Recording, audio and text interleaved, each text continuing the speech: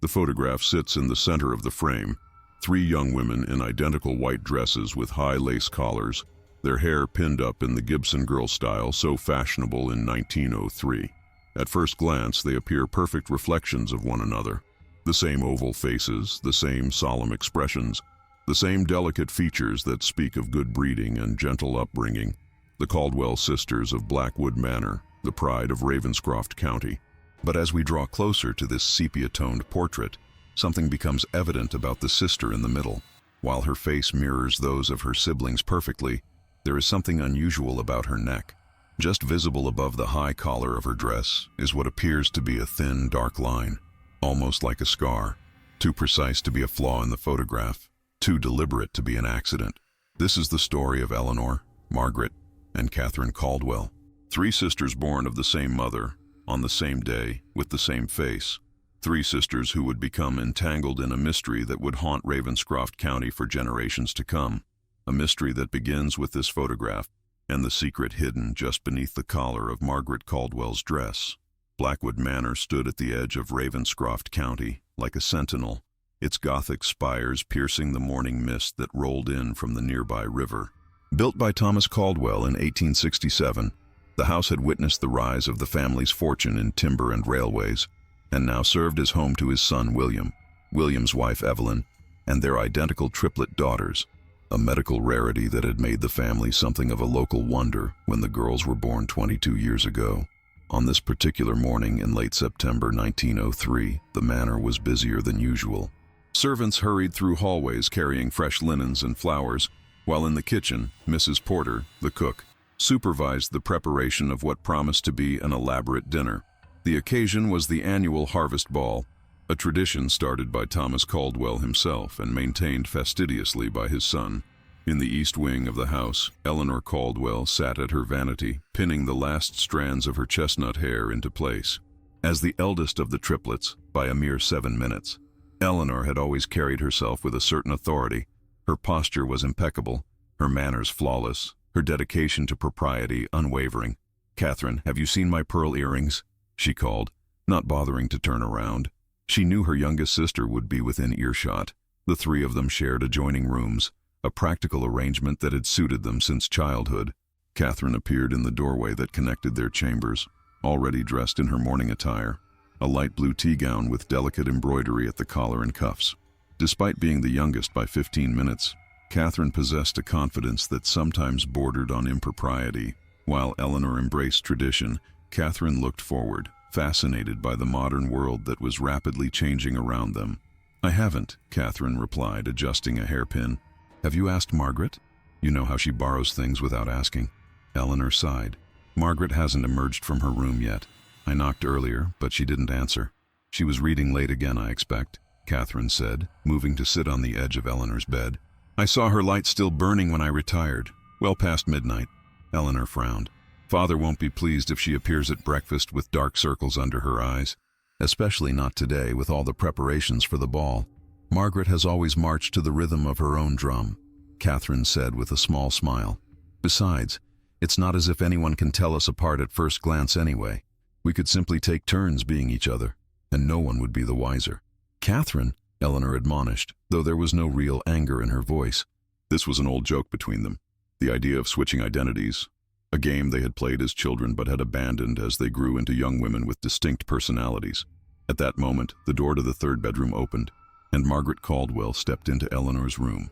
The middle sister was already fully dressed in a gown of deep forest green, her hair arranged perfectly, not a strand out of place.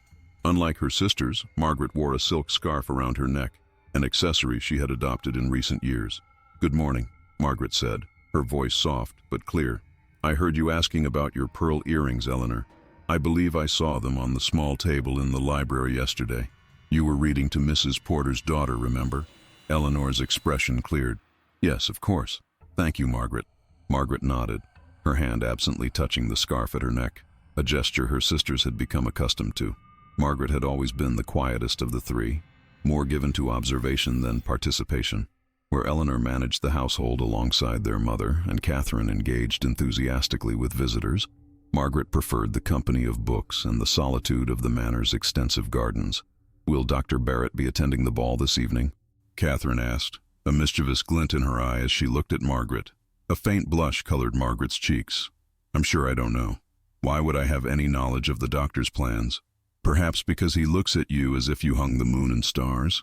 Catherine teased. And you, dear sister, are not as indifferent as you pretend to be. Catherine, that's enough, Eleanor interjected, noting Margaret's discomfort.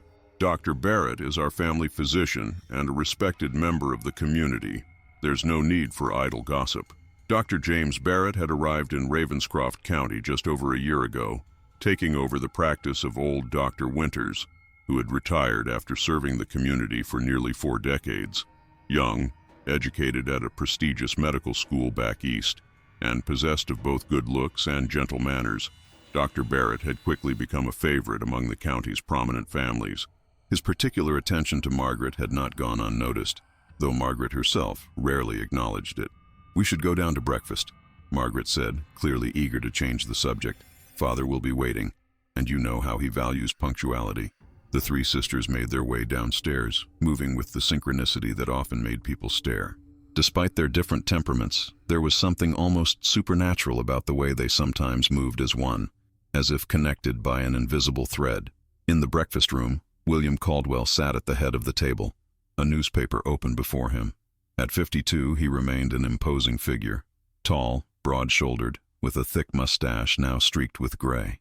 He lowered his paper as his daughters entered, his stern expression softening slightly. "Good morning, Father," they said in near-perfect unison, taking their usual seats. Eleanor to his right, then Margaret, then Catherine. "Good morning, girls," he replied, folding his newspaper neatly.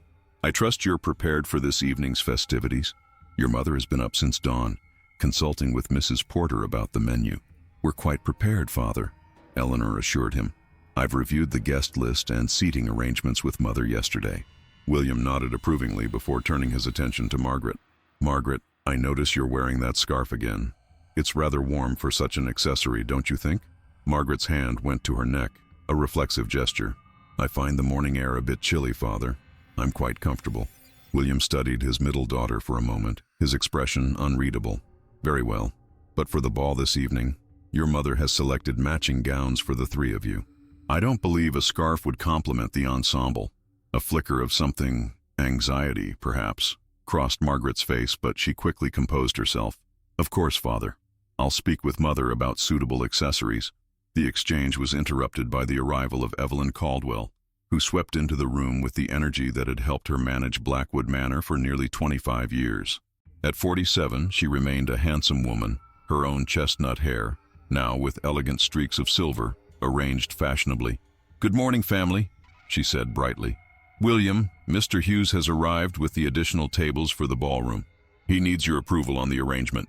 William stood, placing his napkin beside his barely touched plate. "I'll see to it.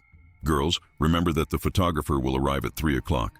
I want a new family portrait before guests begin to arrive at 7. After their father left, Evelyn took his seat, signaling for the maid to bring her tea. "Now then, girls, we have much to accomplish today.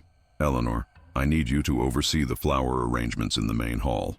Catherine, you'll assist me with the final review of the music selections with the quartet. And Margaret," she paused, looking at her middle daughter with a slight frown. "Margaret, dear, you'll need to remove that scarf for the photograph later. The dresses I've chosen have a lovely neckline that would be spoiled by such an addition." Margaret lowered her gaze to her plate. "Yes, Mother." "Margaret hasn't been without her scarves in public for nearly 2 years now," Catherine observed, reaching for a piece of toast. "People will think it's strange if she suddenly appears without one." "Catherine," Eleanor warned. Evelyn sighed. "Margaret, I've respected your preference for covering your neck, despite not understanding it. But today is important to your father. The harvest ball is when we showcase our family to the county's finest citizens. Uniformity among you 3 has always been our particular pride." "I understand, Mother," Margaret said quietly. "I'll wear the dress as you've designed it." Evelyn's expression softened. "Thank you, dear. Now, after breakfast, I'd like the 3 of you to check that your ball gowns fit perfectly. Mrs. Simmons made some final adjustments yesterday." As breakfast concluded and the sisters rose to attend to their assigned tasks, Catherine lingered, waiting until their mother had left the room before speaking. "Margaret, are you certain you're comfortable removing your scarf for the evening?" You haven't done so in company since— I'll be fine, Margaret interrupted, her voice firmer than usual. It's just for one evening. Eleanor and Catherine exchanged a glance but said nothing more as the three sisters left the breakfast room. The exchange, however brief, had cast a shadow over the morning, a reminder of things unspoken, of secrets kept. The gardens of Blackwood Manor stretched for acres, a testament to the Caldwell family's appreciation for natural beauty, carefully controlled. Geometric flower beds, precisely trimmed hedges, and gravel paths that curved with mathematical precision created an environment that was both impressive and somewhat forbidding. Much like the family itself, Margaret walked these paths alone, as she often did when seeking solitude. In one hand, she carried a book, Edith Wharton's The Valley of Decision, published just the year before. Though she hadn't opened it, her mind was too preoccupied with the evening ahead, with the prospect of removing her scarf and exposing her neck to the curious eyes of Ravenscroft County's elite. She paused by the stone fountain at the center of the rose garden, sitting on its edge and running her fingers through the cool water. The morning sun cast dappled shadows through the oak trees that bordered this section of the garden, creating patterns on the gravel path. Miss Caldwell. The voice startled her, though she recognized it immediately. Turning, Margaret found herself looking up at Dr. James Barrett, who stood a few feet away, medical bag in hand. "Dr. Barrett," she said, rising quickly from her seated position. "I didn't hear you approach." He smiled, the expression warming his serious face. At 32, James Barrett cut an impressive figure, tall and lean, with intelligent eyes and a manner that put even the most nervous patients at ease. "Forgive me for startling you. I've come to check on your father's shoulder. The old hunting injury has been troubling him again." Margaret nodded. "Yes, he mentioned it was paining him. He's likely in his study." "Thank you." Dr. Barrett hesitated, seeming reluctant to end the conversation.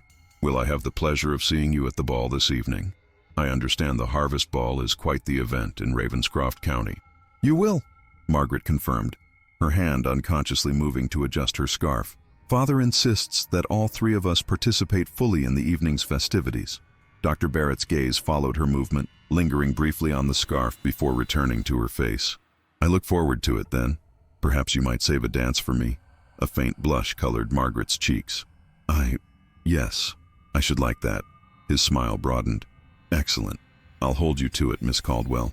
He hesitated again, then added, "How have you been feeling? Any recurrence of the symptoms we discussed during my last visit?" Margaret glanced around quickly, ensuring they were truly alone. "No," she said quietly, "though I confess I'm concerned about this evening. Mother insists I appear without my scarf for the family photograph and the ball."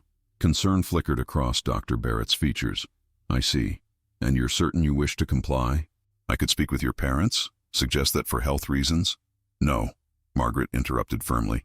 "No, that won't be necessary. It's just one evening. I'll manage." Dr. Barrett studied her face. "Very well, but please remember what I told you. If you experience any discomfort, any symptoms at all, send for me immediately. I'll make sure to remain sober and alert throughout the evening." "Thank you, Doctor," Margaret said, genuine gratitude in her voice. With a respectful nod, Dr. Barrett continued up the path toward the house, leaving Margaret alone with her thoughts once more. She watched him go, her hand still at her neck, fingers pressing against the silk scarf as if to reassure herself that it remained in place, that her secret remained hidden. The library at Blackwood Manor housed 3 generations' worth of books, from leather-bound classics to the latest publications. Tall windows allowed natural light to fill the space, illuminating the rich mahogany shelves and comfortable reading chairs arranged throughout the room. It was here that Catherine found Margaret, seated in a window alcove, her book open but her gaze directed outside, where servants were erecting small lanterns along the garden paths for the evening's festivities. "There you are," Catherine said, approaching her sister. "Eleanor's been looking everywhere for you. The dresses have arrived from Mrs. Simmons, and we're to try them on immediately." Margaret closed her book, placing it carefully on a small table beside her chair. "I lost track of time, I suppose." Catherine sat in the adjacent chair, leaning forward with the conspiratorial air that had both delighted and troubled her sisters since childhood. "Margaret, I've been thinking. If you're truly uncomfortable removing your scarf this evening, perhaps we could devise an alternative." Margaret raised an eyebrow. "What sort of alternative?" "Well," Catherine said, lowering her voice though they were alone, We could switch places, as we used to do as children. I could be you for the photograph and the early portion of the ball. No one can tell us apart when we're dressed identically, not even mother and father, if we're careful." "Catherine, that's absurd," Margaret said, though without much conviction. "We haven't played such games in years. Besides, it would be dishonest." "More dishonest than hiding behind your scarf for 2 years," Catherine challenged gently. "Margaret, something happened to you that summer at Aunt Agatha's. Something you've never fully explained. The three of us have never kept secrets from each other before, yet you returned from that visit changed." Margaret looked away, her fingers once again finding their way to her neck. "Some things are better left unspoken, Catherine." "Are they?" "You visit Dr. Barrett far more frequently than your health would seem to require. You never remove your scarf, even in the privacy of our rooms. And sometimes, late at night, I hear you crying out in your sleep." Catherine reached for her sister's hand. "We're triplets, Margaret. More than sisters. Parts of a whole. Whatever burden you're carrying, you needn't carry it alone." For a moment, it seemed Margaret might finally confide in her sister. Her eyes, identical to Catherine's in every way, filled with unshed tears, and her lips parted as if to speak. But then, like a door closing, her expression shuddered, and she withdrew her hand from Catherine's grasp. "We should go upstairs," she said, rising from her chair. "As you said, Eleanor is waiting." Catherine sighed, but didn't press further. She knew her sister well enough to recognize when Margaret had retreated behind the walls she'd built around herself since that summer 2 years ago. The summer when Margaret had gone alone to visit their elderly Aunt Agatha in her remote countryside home, returning weeks later with a scarf around her neck and a haunted look in her eyes. The 3 ball gowns laid out on Eleanor's bed were indeed identical, pale ivory silk with delicate beadwork across the bodice, the neckline cut low enough to showcase the collarbones, but high enough to maintain propriety. Beside each dress lay matching silk gloves, pearl hair ornaments, and satin slippers. "They're beautiful," Eleanor said, running her fingers over the beadwork. "Mother has outdone herself with the design." Margaret stood slightly apart from her sisters, her eyes fixed on the neckline of the dresses. Catherine, noticing her discomfort, moved to stand beside her. "It's not too low," she murmured, "and the lighting in the ballroom will be dim. No one will notice anything amiss." "What are you two whispering about?" Eleanor asked, turning toward them. "Nothing of consequence," Catherine replied smoothly. "Just admiring Mother's taste." Eleanor looked skeptical, but didn't pursue the matter. "We should try them on. The photographer will be here in less than 2 hours, and you know how particular Father is about punctuality." The sisters retreated to their respective rooms to change, assisted by their ladies' maids. When they reconvened in Eleanor's room 30 minutes later, the effect was striking. 3 identical young women in identical gowns, their chestnut hair arranged in the same elegant style, pearls gleaming at their ears. But Margaret still wore her scarf, a cream-colored silk that she had attempted to coordinate with the gown, though it clearly disrupted the uniformity their parents so prized. "Margaret," Eleanor began gently, "you know Mother will insist you remove it before the photograph." "I know," Margaret said, her voice barely above a whisper. "I will. When it's time." A knock at the door interrupted the tense moment. Eleanor's maid entered after being bid to do so. "Miss Eleanor, your mother asks that you and your sisters come down to the Great Hall. The photographer has arrived early and is setting up his equipment." Eleanor thanked the maid, who curtsied and withdrew. Turning to her sisters, she straightened her already perfect posture. "Well, it seems the moment has arrived sooner than expected. Margaret?" Margaret stood frozen for a moment. Then, with hands that trembled slightly, she reached up and began to unwrap the scarf from around her neck. As the silk fell away, Catherine gasped softly, while Eleanor's eyes widened in shock.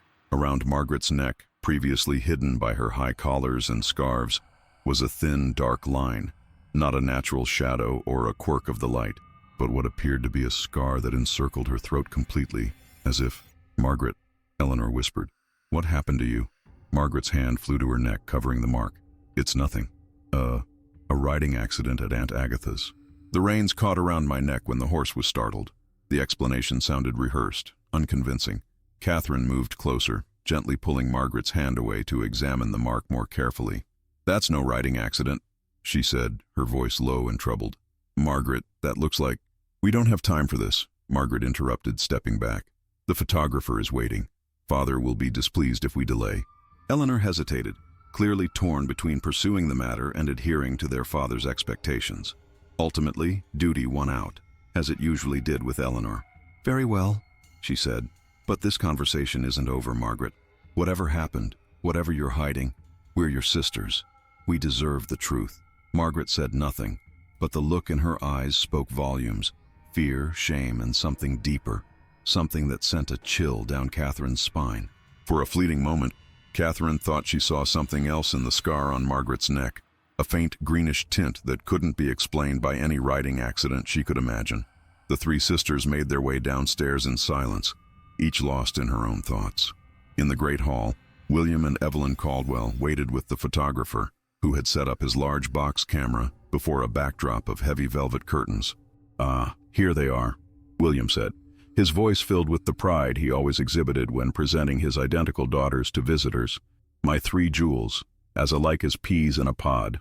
The photographer, a middle-aged man with spectacles and a meticulously trimmed beard, looked up from his equipment, his professional smile faltering slightly as he caught sight of the sisters, specifically the mark on Margaret's neck. "Good afternoon, young ladies." He recovered quickly. "What a remarkable resemblance. If you would please arrange yourselves according to your mother's direction, we can begin." Evelyn stepped forward, her practiced smile firmly in place, though her eyes narrowed slightly when she noticed Margaret's exposed neck. "Eleanor on the left, Margaret in the center, Catherine on the right," she instructed, guiding each daughter into position. As she adjusted Margaret's posture, she leaned close to whisper, "We will discuss that mark later. For now, keep your chin up and try to ensure it doesn't show in the photograph." Margaret nodded slightly, tilting her chin at an angle that partially obscured the mark around her neck. The sisters arranged themselves according to their mother's directions, assuming the solemn expressions considered appropriate for formal photography. The photographer disappeared beneath the black cloth attached to his camera, emerging a moment later. "Please remain very still, ladies. The exposure will take several seconds."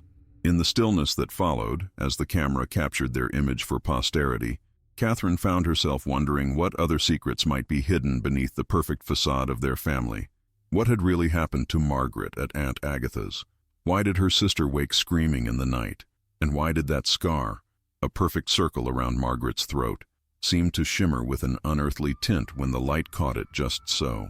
The ballroom of Blackwood Manor glowed with the light of 100 candles, supplemented by the modern electric lights that William Caldwell had installed just the previous year, a luxury that few homes in Ravenscroft County could boast. Crystal chandeliers caught and reflected the light, casting prismatic patterns across the polished wooden floor where couples would soon dance. From her position near one of the tall windows, Catherine watched as the first guests began to arrive, their carriages pulling up to the front entrance where footmen waited to assist them. The quartet played softly in the corner of the ballroom, the musicians warming up with gentle melodies that would soon give way to waltzes and quadrilles. Eleanor approached, a list in her hand and the satisfied expression of someone who had checked off every item. "Everything is in order," she reported. "The refreshments are arranged in the dining room. The card room is prepared for those who prefer games to dancing, and Father has instructed the staff about the serving of the champagne at midnight." Catherine nodded absently, her mind elsewhere. "Have you seen Margaret?" Eleanor's expression tightened slightly. "She's still upstairs. Mother is with her, helping her apply rice powder to her neck, to make the mark less visible. We need to know what happened to her, Eleanor. That's no ordinary scar." "I agree," Eleanor said, lowering her voice as a servant passed nearby. "But tonight is not the time for such discussions. Father has worked for months to ensure this ball is perfect. We will play our parts as we always do, and tomorrow we will speak with Margaret properly." Catherine wanted to argue, to insist that their sister's well-being was more important than a social event, no matter how prestigious. But she knew Eleanor was right, at least about the timing. Creating a scene at the harvest ball would only make matters worse. "Very well," she conceded. "But first thing tomorrow we insist on the truth. No more evasions, no more half-explanations about riding accidents." Eleanor nodded in agreement, then straightened as their father entered the ballroom, resplendent in his formal evening attire. William Caldwell surveyed the room with the critical eye of a man accustomed to perfection, nodding in satisfaction at what he saw. "Girls," he said as he approached his daughters, "you both look lovely. Where's your sister?" "Margaret is with Mother," Eleanor explained. "They'll be down shortly." William frowned slightly. "The Barretts have just arrived. Dr. Barrett was specifically asking after Margaret's health. I assured him she was in excellent spirits for the ball.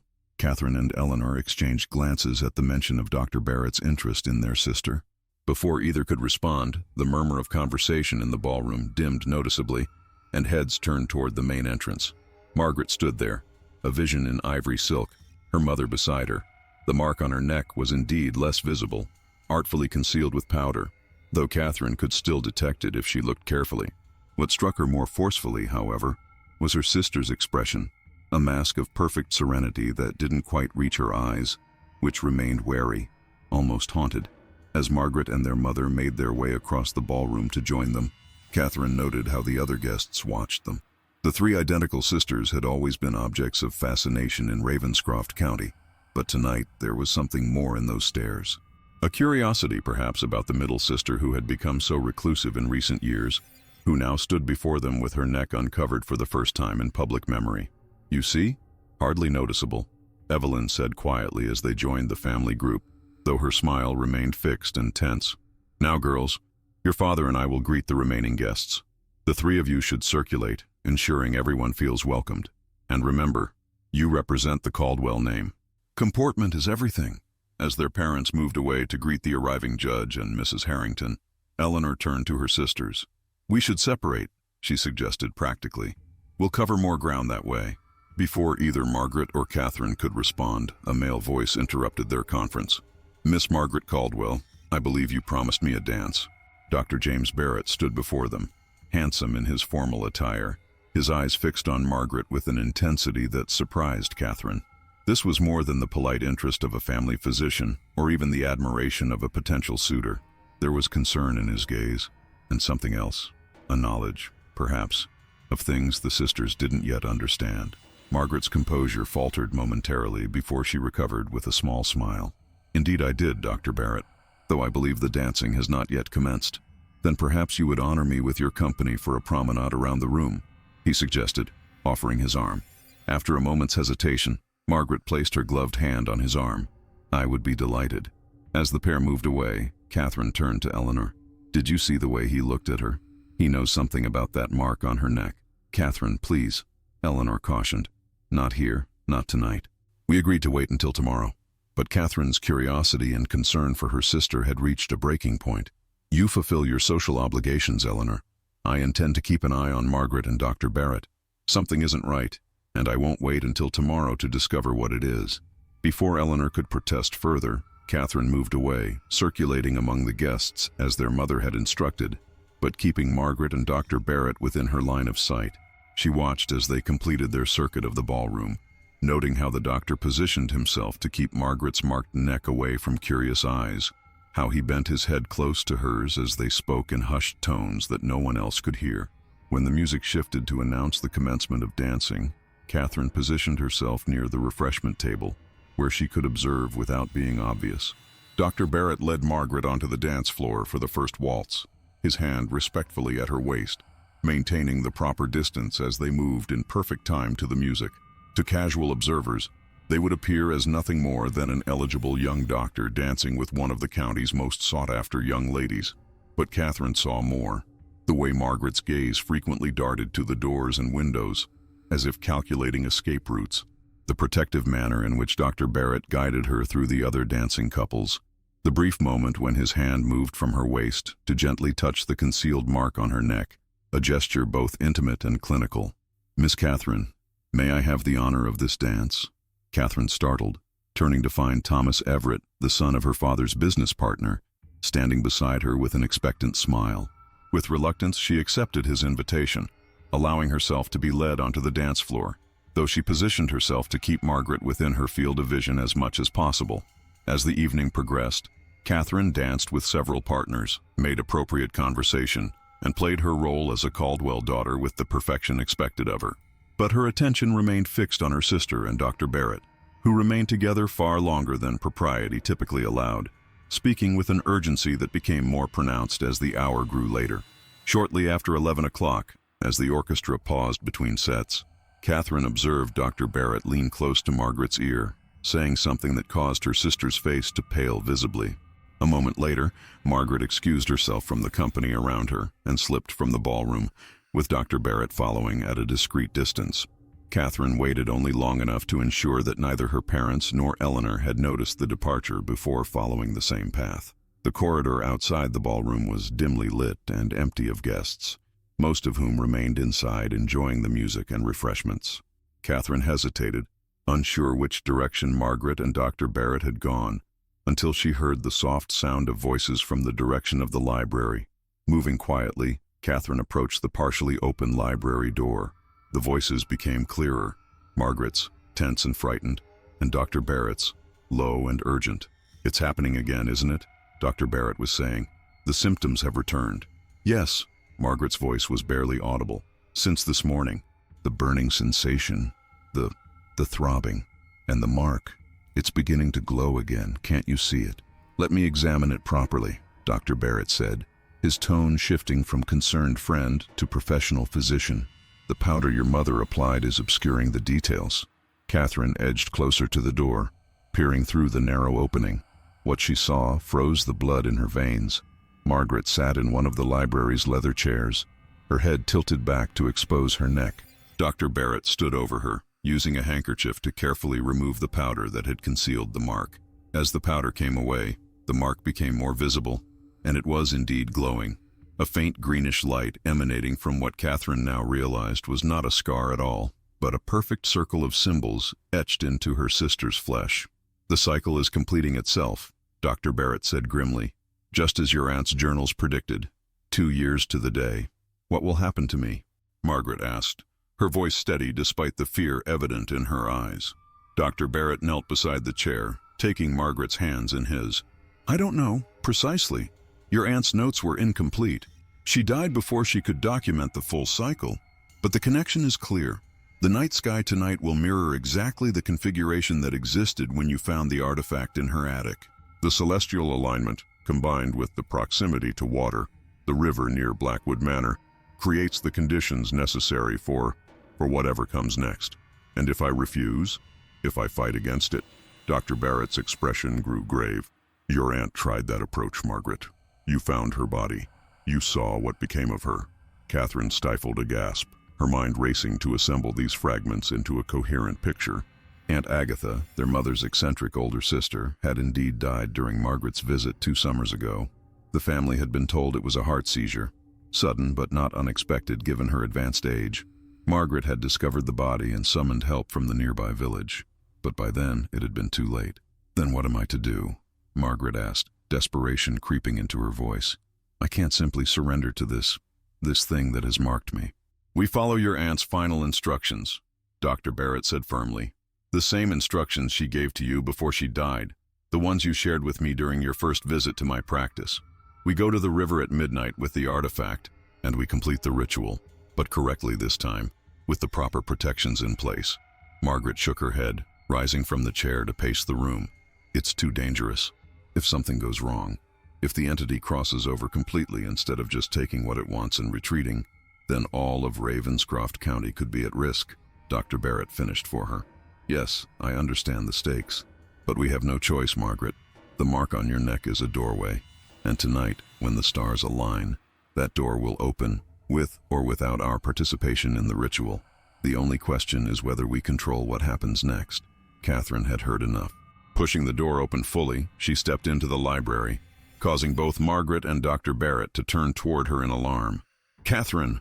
Margaret exclaimed, her hand flying to her neck, though it was too late to hide the glowing mark. "I think," Catherine said calmly, though her heart raced, "that you both have some explaining to do. And quickly, before I fetch Father and have Dr. Barrett removed from our home for whatever he has done to you, Margaret." Dr. Barrett straightened, meeting Catherine's accusatory gaze without flinching. "Miss Catherine, I understand how this must appear, but I assure you I am trying to help your sister, not harm her." "Help her?" Catherine repeated incredulously.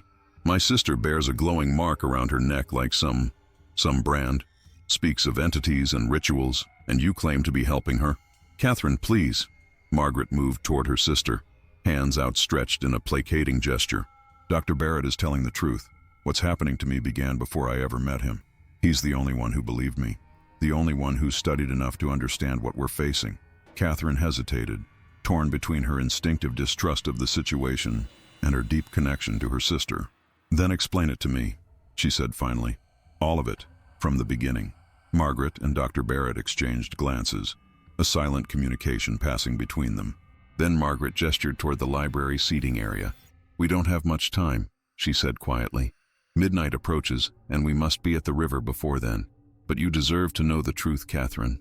Perhaps you can even help us." The grandfather clock in the corner of the library chimed the quarter hour 11:15. Margaret sat beside Catherine on the leather sofa, while Dr. Barrett remained standing, his expression grave as Margaret recounted the events of 2 summers past. "Aunt Agatha had always been considered eccentric," Margaret began. "Mother always attributed it to her spinsterhood and isolation, living alone in that old house by the river. But there was more to it than that. Aunt Agatha was a scholar of the esoteric, of ancient mysteries and forgotten knowledge. She collected artifacts from around the world," Dr. Barrett added. "Items of historical and other significance." Margaret nodded. "During my visit, she seemed distracted, almost feverish with excitement about a recent acquisition. A small stone disc covered in symbols unlike any language I'd ever seen. She kept it locked in a wooden box in her attic study. But one evening, while she was meeting with a colleague from the university, curiosity got the better of me." Catherine could picture it easily. Margaret had always been the most inquisitive of the 3 sisters, drawn to puzzles and mysteries. "I found the key to the box hidden in a hollow book," Margaret continued, her voice growing softer as the memory took hold. "When I opened it, the disc seemed to pulse with light, reacting to my presence.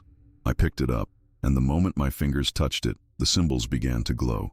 Before I could replace it, I heard Aunt Agatha rushing up the stairs calling my name in a voice filled with terror." Margaret's hand moved unconsciously to her neck, tracing the glowing circle. She burst into the room, saw me holding the disc, and her face. I'll never forget the look on her face, Catherine. She knew immediately what had happened, what was beginning. She knocked the disc from my hand, but it was too late. The symbols had already transferred from the stone to my skin, wrapping around my throat like a necklace that burned as it settled into place. "What exactly is this entity you mentioned?" Catherine asked, struggling to accept what she was hearing, yet unable to deny the evidence glowing on her sister's neck. Dr. Barrett stepped forward. "According to your aunt's research, which she shared with Margaret in her final days, and which Margaret later shared with me, the disc was created by an ancient civilization as a means of communication with beings they believed existed in the spaces between stars. These beings, entities, for lack of a better term, were thought to possess knowledge and power beyond human understanding. But there was a price for this knowledge," Margaret continued. "The entity requires a host, a human vessel through which it can experience our world for a brief time. The mark is both invitation and doorway." "And Aunt Agatha?" Catherine asked, though she feared she already knew the answer. Margaret's eyes filled with tears. "When she realized what had happened to me, she tried to take my place. There's a ritual, a way to transfer the mark from one person to another. She attempted it that night, but something went wrong. The entity was already connected to me, resistant to the transfer. It took her instead, but not in the way the ancients had intended. It consumed her, Catherine. Her body simply collapsed, as if something essential had been extracted from it." Catherine felt a chill run through her. "And now 2 years later, the entity is returning. For you?" Dr. Barrett nodded grimly. "The cycle completes itself tonight. The celestial alignment, the proximity to water, these are the conditions under which the doorway can fully open. But we have an advantage Aunt Agatha didn't," Margaret said, a hint of determination entering her voice. "Dr. Barrett has studied her journals extensively. We understand the proper ritual now, the protections required.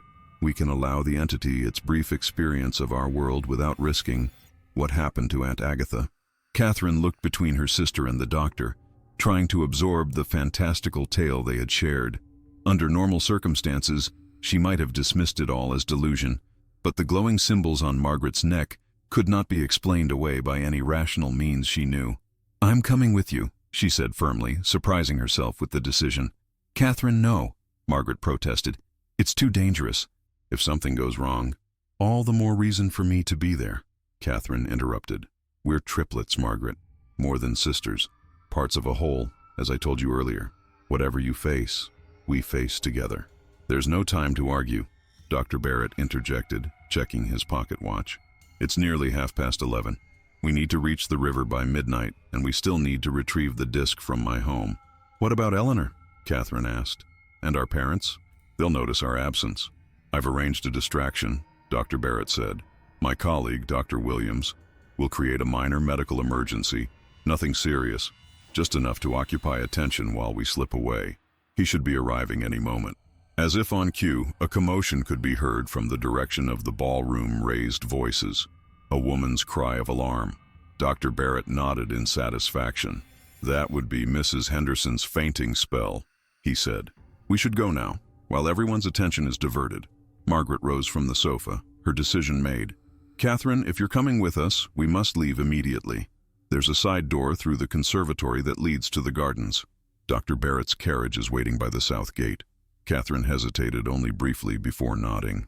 Lead the way. The carriage moved swiftly through the night, its lanterns casting eerie shadows on the trees that lined the country road. Inside, Catherine sat beside Margaret, watching as her sister's marked neck glowed more intensely with each passing minute, the greenish light now bright enough to illuminate the interior of the carriage without the need for additional lamps. Dr. Barrett sat opposite them, a leather satchel on his lap containing the stone disc they had retrieved from his home. A simple circle of dark stone covered in the same symbols that now adorned Margaret's neck, though the markings on the disc remained dormant, not glowing as those on Margaret did. We're approaching the river, Dr. Barrett announced, peering out the window at the landscape passing by. I've instructed the driver to stop at the old ferry crossing. It's secluded, away from curious eyes, and the water is deep there. Ideal conditions, according to your aunt's notes. Margaret nodded, her composure remarkable given the circumstances.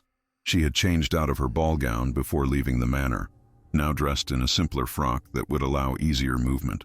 Around her shoulders, she wore a dark cloak that partially concealed the glow emanating from her neck, though nothing could hide it completely now. What exactly will happen when we reach the river? Catherine asked, trying to keep her voice steady. What does this ritual entail? Dr. Barrett hesitated, exchanging a glance with Margaret before responding. Margaret will enter the water, he explained. Not fully, just enough to submerge the mark on her neck. I'll recite the words your aunt transcribed from the disc while holding the artifact itself. If all goes as it should, the entity will emerge, experience our world briefly through Margaret, and then return to its own realm. And if all doesn't go as it should, Catherine pressed, then we implement the contingency plan, Margaret said quietly. Dr. Barrett has prepared a sedative that will render me unconscious. In that state, according to Aunt Agatha's research, the entity cannot fully manifest. The doorway will remain partially closed. And what happens to you in that case? Margaret's expression grew solemn. The mark remains. The cycle begins again. 2 more years until the next alignment. Catherine took her sister's hand, squeezing it tightly. That won't happen. We'll see this through together, whatever comes. The carriage came to a stop, and Dr. Barrett opened the door, helping each sister descend. The night air was cool and damp, carrying the scent of the river nearby. A 3/4 moon hung in the sky, partially obscured by wisps of cloud, providing just enough light to navigate the path down to the water's edge. Wait with the carriage, Dr. Barrett instructed the driver. If we're not back within the hour, return to Blackwood Manor and inform Mr. Caldwell that his daughters are with me, attending to a medical emergency in the village. The driver, clearly uncomfortable with the unusual situation but respectful of the doctor's position, nodded his agreement. As he settled back to wait, Catherine noticed him make a subtle sign of the cross protection against whatever strangeness he sensed in the night's proceedings. Dr. Barrett led the sisters down a narrow path that wound through a copse of ancient oak trees, emerging finally at the riverbank. The water flowed dark and silent before them, reflecting the moonlight in rippling patterns. On the far shore, nothing could be seen but more trees and the vague outline of hills beyond. It's almost midnight, Margaret said, her voice tight with tension. I can feel it, stirring. The mark burns. Indeed, the symbols on her neck now pulsed with light, the glow intensifying and dimming in a rhythm that reminded Catherine of a heartbeat. Dr. Barrett opened his satchel, removing the stone disc with gloved hands and placing it on a flat rock near the water's edge. From the satchel, he also produced a small vial of dark liquid and a folded paper containing what appeared to be dried herbs. The sedative, he explained, noticing Catherine's questioning look, and an herbal mixture your aunt believed would strengthen the boundary between our world and... wherever the entity exists. A precaution only. Margaret moved toward the water, removing her cloak and handing it to Catherine. In the moonlight, with the mark on her neck pulsing with unearthly light, she looked both familiar and strange. Still Catherine's sister, yet somehow more, or perhaps less, than entirely human. "Remember what we discussed," Dr. Barrett said to Margaret. "Allow it to emerge, experience, and withdraw. Do not resist, but do not surrender completely. Maintain your sense of self throughout." Margaret nodded, then turned to Catherine. "Whatever happens, stay back. Don't interfere, no matter what you see or hear. Promise me, Catherine."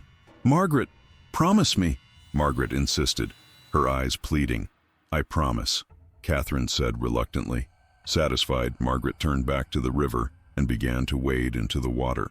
The night was quiet, save for the gentle lapping of water against the shore and the occasional call of a night bird in the distance. Dr. Barrett picked up the stone disc, holding it before him as he began to recite words in a language Catherine had never heard before. Harsh syllables that seemed to catch in the throat, combined with flowing phrases that resembled water over stone. As Margaret waded deeper, the water reaching her waist, the glow from her neck intensified dramatically, casting a column of greenish light upward into the night sky. The symbols began to move, rotating slowly around her throat like a living necklace. Margaret's head tilted back, her eyes closing as the rotation increased in speed. Dr. Barrett's recitation grew louder, more insistent, the disc in his hands now glowing in response to the mark on Margaret's neck. Catherine watched in horrified fascination as the air above the river began to shimmer, like heat rising from summer-baked earth, but with a geometric precision that nature rarely displayed, angles and curves forming and dissolving in patterns that made her eyes water if she tried to follow them too closely. And then, without warning, Margaret screamed, a sound of such agony that Catherine started forward instinctively before remembering her promise. Dr. Barrett's recitation faltered for only a moment before continuing with renewed urgency. The water around Margaret began to churn, though there was no wind to disturb it. The glowing symbols on her neck detached themselves from her skin, floating in the air before her face, rearranging themselves into new configurations that pulsed with meaning Catherine could almost, but not quite, comprehend. "It's coming through," Dr. Barrett called over the increasing roar of the disturbed water. "Stand ready with the sedative if I give the signal." Catherine clutched the vial he had given her earlier, her eyes fixed on her sister, who now stood motionless in the river, her arms outstretched, her head still tilted back. The floating symbols spun faster, their glow intensifying until Catherine had to shield her eyes against the brightness. And then, Margaret spoke, but the voice that emerged from her lips was not her own. It was deeper, resonant, with harmonics that seemed to bypass the ear entirely and vibrate directly in the bones. "I am here." The words echoed across the water, causing ripples to spread outward from where Margaret stood.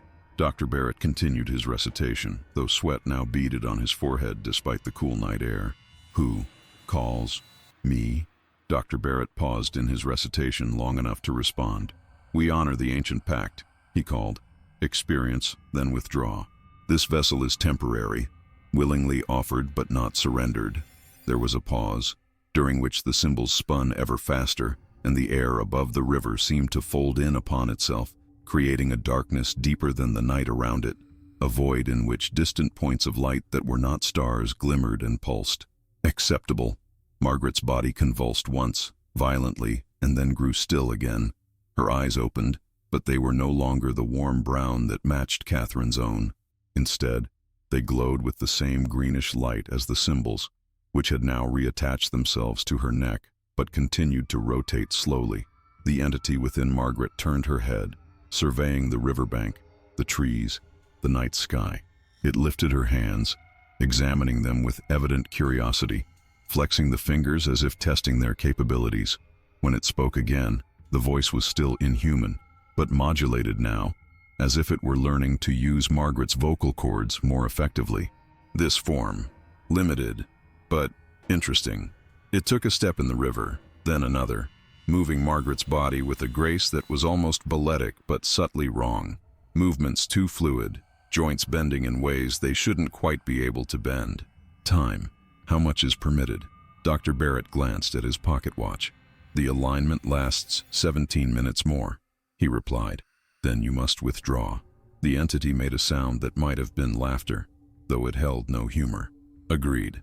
It turned Margaret's gaze toward Catherine, studying her with evident interest. Another, similar, yet different, fascinating. Catherine fought the urge to retreat as the entity guided Margaret's body toward the shore, emerging from the river with water streaming from her sodden clothes. It stopped a few feet from Catherine, head tilting as it examined her. You share connection, blood, more than blood. You are echoes of each other. She's my sister, Catherine said, surprised at the steadiness of her own voice. My triplet. We were born together. Triplet, the entity repeated, as if testing the word. 3 from 1. Yes, I perceived the third, absent but connected still. Interesting. It reached out suddenly, Margaret's hand moving to touch Catherine's face with cold, wet fingers. Catherine flinched but didn't pull away, meeting the glowing eyes that were and were not her sister's. You are not afraid, the entity observed. Curious, yes. Concerned for this vessel, but not afraid of me. Why?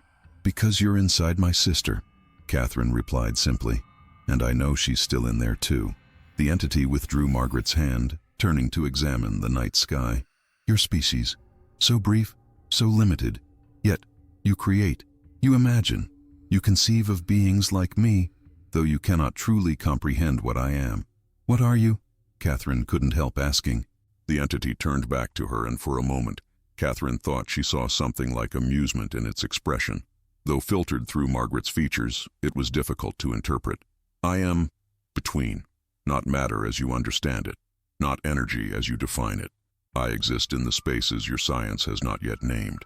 I observe, I collect, experiences, sensations, knowledge. And what do you want with my sister? Want? The entity seemed to consider the concept. I do not want. I experience. Your sister's ancestor found a way to call to me, created the doorway your sister now bears. When the stars align, the doorway opens. I come through. I experience. I return. It is an arrangement. Dr. Barrett checked his watch again. 7 minutes remaining, he announced. The entity nodded Margaret's head in acknowledgement, then turned her body in a slow circle, taking in the river, the trees, the night sky once more. Your world changes, it observed. Since last I came through, new structures, new machines, the same stars, but you understand them differently now. How often have you come through? Catherine asked, fascinated despite her concern for Margaret. Many times, many doorways, many vessels. Your measurement of time means little to me, but hundreds of your years at least. The entity suddenly stiffened Margaret's body, head tilting as if listening to something neither Catherine nor Dr. Barrett could hear. The alignment shifts, it said. The doorway begins to close. Dr. Barrett nodded. You must withdraw now, as agreed. The entity turned Margaret's body to face the river once more, but instead of moving toward the water, it remained on the shore, her head tilting in that unsettling way again. Perhaps, not yet, it said, and there was something new in its voice, a hunger, an eagerness that sent a chill down Catherine's spine. Dr. Barrett stepped forward, the disc held before him like a shield. We had an agreement, he said firmly. Experience, then withdraw. The vessel was offered temporarily, not surrendered. Agreements change, the entity replied. This form, I find it suitable, more suitable than I anticipated. The connection to the others of its kind, the triplets as you call them, provides stability. I could remain longer, experience more. No, Catherine said, moving to stand beside Dr. Barrett. You can't have her. Margaret is coming back now. The entity turned Margaret's glowing eyes toward Catherine, and the expression that crossed her sister's face was one of cold calculation. You cannot compel me, it said. The ritual brings me through, but once here, I choose when to depart. Dr. Barrett's expression hardened. Catherine, the sedative, he said quietly. We need to implement the contingency. The entity hissed, a sound no human throat should have been able to produce. You would close the doorway with me still within it, trap me in this form, unconscious, unable to experience or withdraw. That would be unwise. Then honor our agreement, Dr. Barrett countered. Withdraw now, while the alignment still permits easy passage. For a tense moment, the entity stood motionless, Margaret's body unnaturally still, not even appearing to breathe. Then, abruptly, it laughed, that same humorless sound from before. Very well, it conceded. This vessel will be available again when the stars next align. I can wait. Without further warning, Margaret's body convulsed, collapsing to the ground as the glowing symbols detached themselves from her neck once more, spinning upward into the air above her. The shimmering distortion that had formed over the river reappeared, the void with its knot stars opening wider.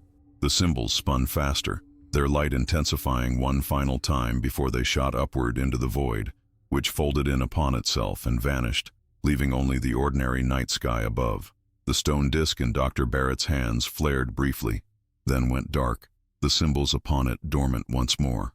"Margaret!" Catherine cried, rushing to her sister's side.